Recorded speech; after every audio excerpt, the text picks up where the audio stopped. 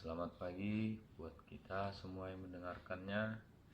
Salam sejahtera bagi kita semua. Di sini saya atas nama Jonathan Situmorang dengan NIM 1720201016 Teknik Elektro semester 7 ingin resume secara video tentang buku konsep manajemen energi yang sudah diberikan oleh Bapak Mas Nur selaku dosen pengampu. Adapun tema yang menjadi pokok bahasan saya di dalam video ini adalah tentang perencanaan penghematan energi. Baiklah, langsung saja saya ke intinya. Energi itu adalah suatu usaha untuk melakukan kegiatan, dan energi itu diperlukan dalam kehidupan sehari-hari, baik untuk melakukan aktivitas di kantor, di rumah, ataupun dimanapun. Dan di sini energi yang saya bahas adalah tentang energi yang digunakan pada pembangkit.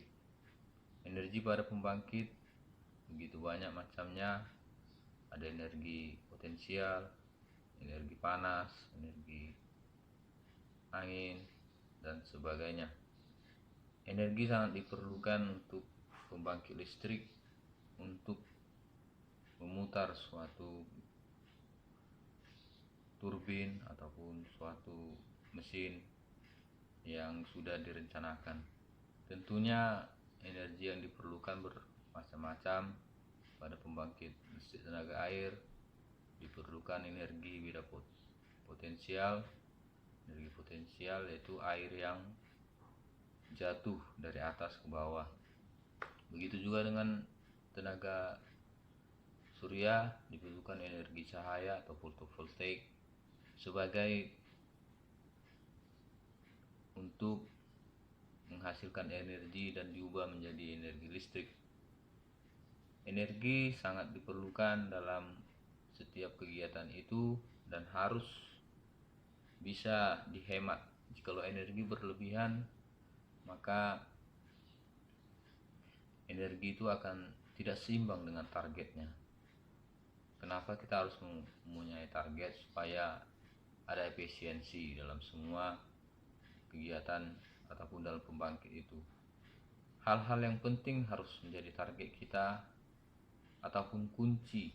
Target itu adalah kunci dalam penghematan energi. Adalah salah satunya targetnya disusun berdasarkan pengetahuan yang bisa kita capai.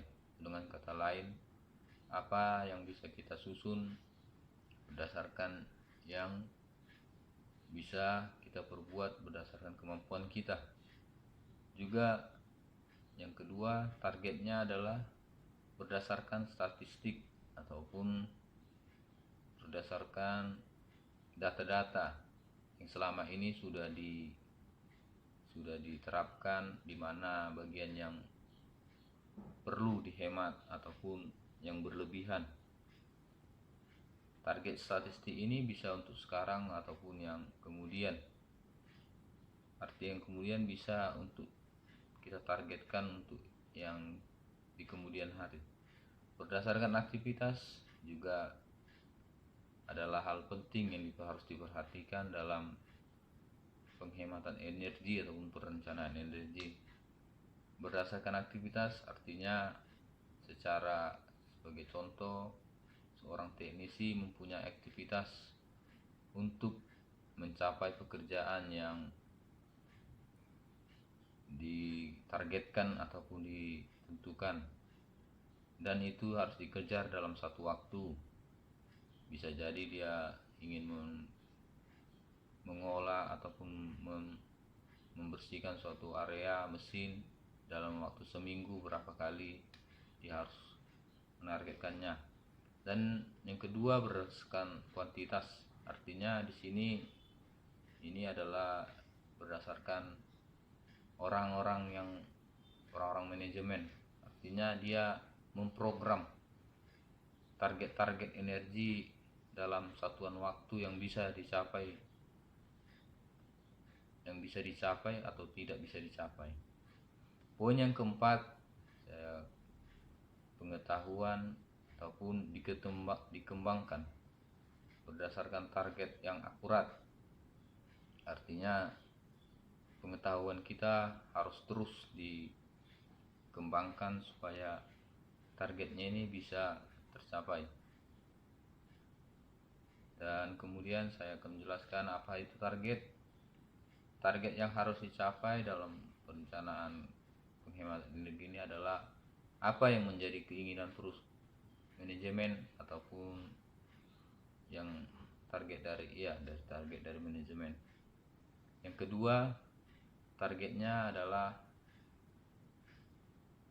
menjadi suatu tantangan, baik itu bagi perorangan ataupun tantangan bagi organisasi maupun bagi perusahaan tersebut. Target tersebut harus sebisa mungkin tercapai. Yang ketiga adalah jumlah waktu ataupun jumlah target yang bisa dicapai dalam satuan waktu. Artinya target tersebut bisa nggak kita capai dalam satuan waktu. Yang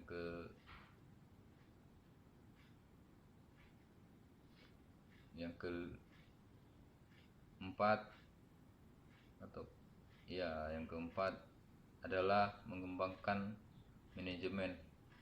Targetnya ini harus bisa membuat menjadi manajemen lebih baik dalam perencanaannya. Tentunya semuanya ini harus perlu pengawasan yang sangat akurat ataupun yang pengawasan yang selalu terorganisir ataupun pengawasan yang selalu kontinu. Manajer ataupun pimpinan harus selalu mengawasi dalam setiap program ini dalam perencanaan penghematan energi ini.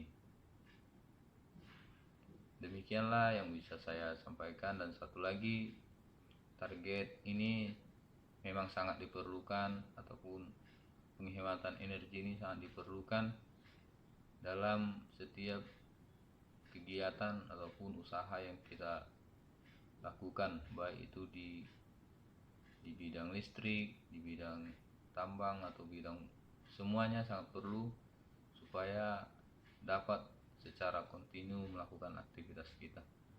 Demikianlah yang bisa saya sampaikan. Mungkin banyak kurang dan lebihnya, saya ucapkan terima kasih.